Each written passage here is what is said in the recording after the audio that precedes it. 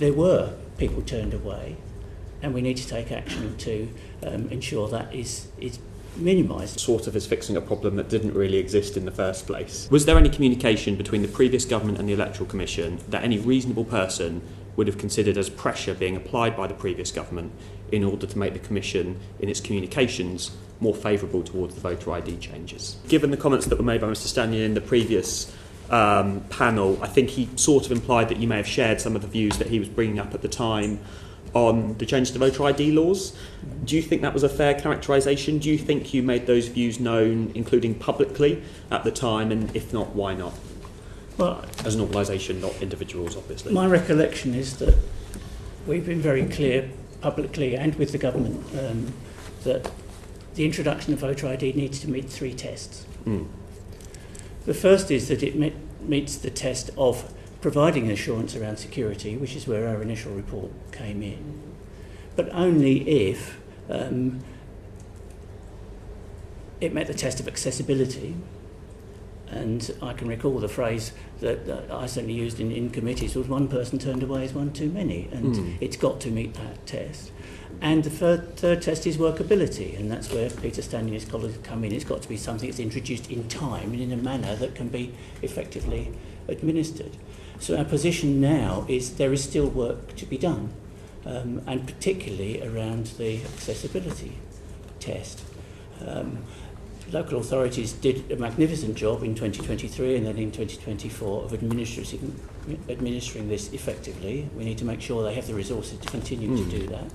But there were people turned away, and we need to take action to ensure that is minimised and ideally that no one is turned away. So there are 3 things we think need to happen. The first is the list needs to be expanded of acceptable forms of ID, and there are certain groups, so young people, there's the Young People's Oyster Card that could be included. Unemployed people were more likely to be discouraged from voting than others, so there's the DWP card that many of them have that could be made part of the list, expand the list. The second one, it was referenced in the earlier panel, was the voter authority certificate. That was a very clunky thing. Make that much more straightforward and ideally digital, so people can get it very easily. Quite a low take-up of that, wasn't there? Yeah, very low turnout, yes, because it was clunky.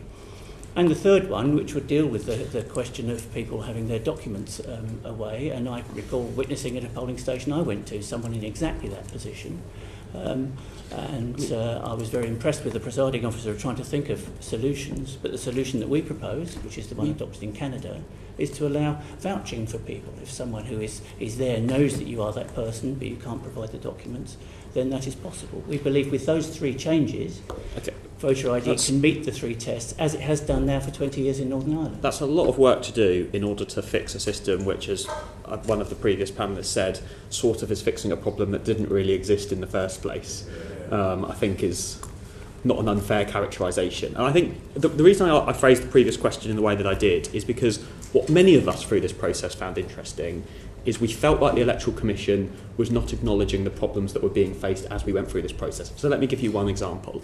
On the night, please correct me if you think I'm wrong on this, but it's my best recollection, at 10 p.m-ish, straight after voter ID laws came out, the Electoral Commission put out a press release before any data had been collected, before anyone had done any work looking at the impact that had happened towards people turning people away. The Electoral Commission put out a press release saying that they thought the first elections for voter ID laws being brought in had been well run.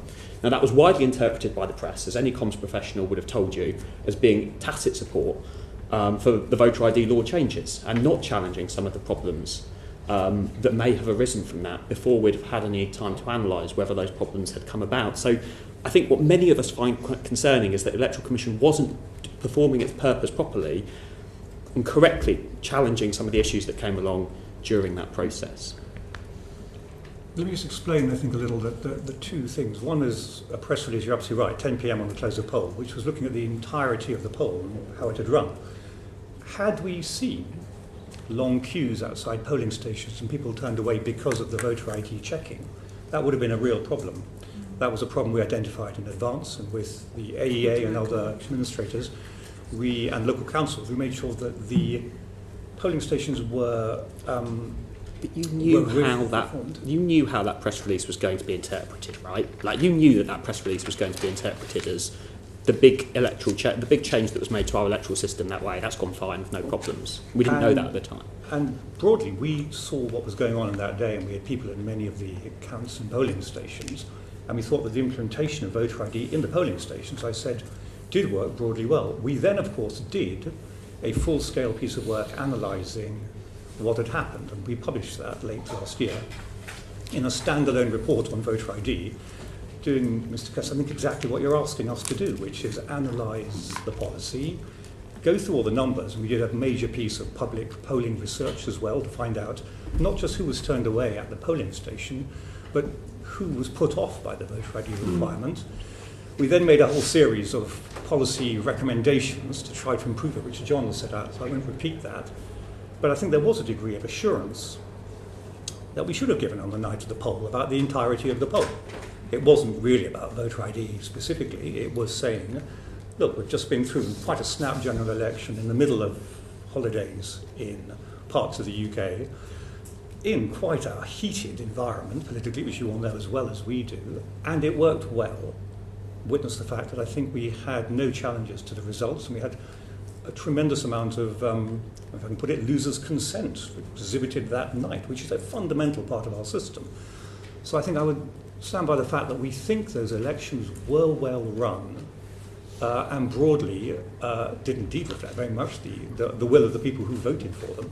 But we do not minimise the fact that we should have come back, and we've made those recommendations on voter ID very specifically in the standalone report. Yeah. Okay, final question from me. I'll try and word this. Over the time when these debates were happening, so let's say 2013 to 2024, was there any communication between the previous government and the Electoral Commission that any reasonable person would have considered as pressure being applied by the previous government in order to make the Commission, in its communications, more favourable towards the voter ID changes? I would say absolutely no to that, certainly during my time. I've been in post for nearly 4 years now, and no. Okay, but it'd be good to... Had there been, we would have resisted it. It'd be good to have confirmation that that was not the case over the entire period as well. Well, I would be astonished if it were. I can only speak from my own experience here. Well, Tom, you were here at the time. Do you want to respond? Absolutely not aware of that. And I think certainly while the elections bill was being debated and as it went through Parliament, we briefed Parliament on our views and concerns about some of the risks relating to the approach that the government was taking on voter ID. So we made those points clear to Parliament at the time the bill was being debated.